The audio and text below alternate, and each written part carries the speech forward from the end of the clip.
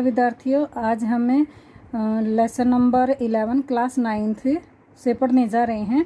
क्षितिज जो पाठ्य पुस्तक है उसके अंदर रसखान द्वारा रचित सवैये, उसकी व्याख्या मैं आप लोगों को समझा रही हूँ। मानुष हो तो वही रसखानी, बसो ब्रज गोकुल गांव के गवारन।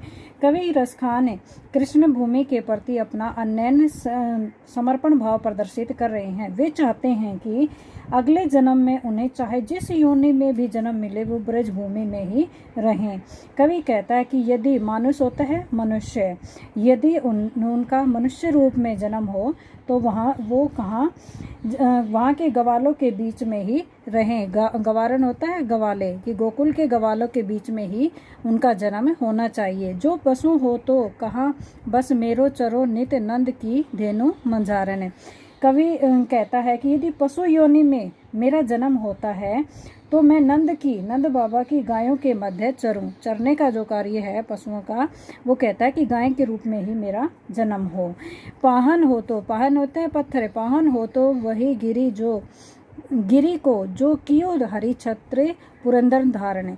कवि कहता है कि अगर पत्थर रूप में मेरा जन्म होता है तो मैं गोवर्धन पर्वत का पत्थर बनूं, जिसे श्री कृष्ण ने क्या किया था, अपनी उंगली पर धारण कर लिया था। जो खग हो तो बसेरो करो मिली कालिंदी कुल कदम्ब की डारण। कालिंदी कुल होता है यमुना नदी। यदि पक्षी के रूप में मेरा जन्म हो तो यमुना नदी के किनारे कदम के पेड़ पर रहना चाहूँगा। कहने का अभिप्राय है कि रसखान प्रत्येक योनि में ब्रज भूमि में ही रहना चाहते हैं। इससे आगे है या लकुटी होता है लाठी, कामरिया होता है कंबल। या लकुटी अरु कामरिया पर आज राज तिहुपुर को तजी डारो। इस सवैये में रसखान का श्री कृष्ण से संबंधित वस्तुओं के प्रति अनन्य समर्पण भाव व्यक्त हुआ है। वे श्री कृष्ण की लाठी और कंबल पर तीनों लोगों का साम्राज्य त्यागने को तैयार है, कि जिस कंबल को ओढ़कर और जिस लाठी को हाथ में लेकर वो गायों को चराने के लिए जाते थे, उसके लिए वो अपने तीनों लोगों का साम्राज्य त्यागने के लिए तैयार है। आठहु सिद्धि नवो निधि के सुख नंद की गाय चराई बसर।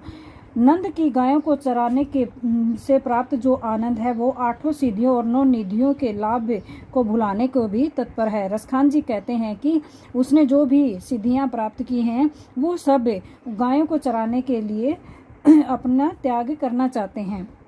रसखान कबो इन आखिन सो ब्रज के बन बाग तड़ाग निहारो। वे कहते हैं कि वह दिन कब आएगा जब वे अपनी आंखों से ब्रज के वन, बाग, तालाब और बगीचों को देख पाएंगे। कोटि के कलधोत के धाम करील के कुंजन ऊपर वारो। कोटि होता है करोड़ों, कलधोत होता है सोने का महल। वे तो उन्हें कांटेदार झाड़ियों पर करोड़ों सोने के महल नौछावर कर सकते हैं, जिनके समीप श्री कृष्ण ने लीलाएं की थी। अगला है मोर पखा सिर ऊपर राखी हो, गुंज की माल करे गरे पहिरोगी। यहाँ पर रसखान जी कहते हैं श्री कृष्ण के प्रति एक गोपी के निश्चल प्रेम को अभिव्यक्ति दी गई है। उसमें वो कहती है कि मैं श्री कृष्ण के रूप सौंदर्य के प्रति गोपियों की मधुरता का वर्णन किया गया है। वो कहती हैं कि वो श्री कृष्ण के सिर पर जो मोर पंख है उसे धारण करने को तैयार हैं, और उनके गले में जो गुंज की माला है वो भी वो धारण कर लेंगे। ओढ़ी पीतम्बर ले लकुटी बन गोधन गवारी ने संग फिरोगी। वो कहती हैं कि वे जिसमें स्वयं श्री कृष्ण के समान सिर पर मोर के पंखों का मुकुट, गले में गुंजा की माला व पीले वस्त्र धारण कर लाठी लेकर गवाला बनकर गायों के पीछे पीछे घूमना चाहती हैं। भाव तो वो ही मेरो रसखाने सो तेरे कहे सब स्वांग करोगी। गोपियाँ कहती हैं कि श्री कृष्ण की भांति पूरा वेश धारण कर लेंगी, या मुरली धर की अधरान धरी अधरा न धरोगी। वे अपनी जो श्री कृष्ण में मुरली बजाते हैं उसको अपनी सोतन के समान मानती हैं, इसलिए मुरली को अपने होठों पर रखने से वो इनकार कर रही हैं गोपियाँ।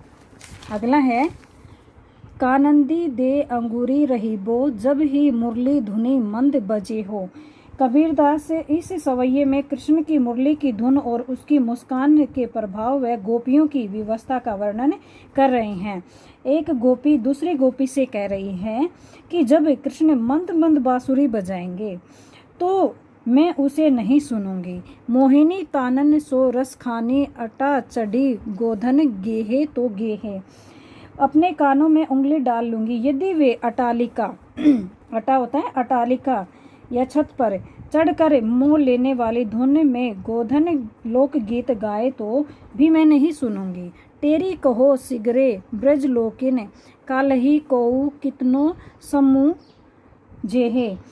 मैं सारे ब्रजवासियों को पुकार पुकार कर चीख कर कहना चाहती हूँ कि मैं उनकी बांसुरी की तान नहीं सुनूंगी, चाहे कोई कुछ भी समझे। दूसरे शब्दों में गोपी श्री कृष्ण की बांसुरी की धुन के प्रभाव से बचना चाहती हैं, परंतु उनके मुख की मुस्कान उससे संभाले नहीं संभलेगी। माई रीवा मुख की मुस्कान संहारी, न जेहे न जेहे न जेहे। यह गोपियों की व्यवस्था है कि वे श्री कृष्ण की मुरली और उसकी मधुर मुस्कान के प्रभाव से प्रभावित हुए बिना नहीं रह सकती हैं।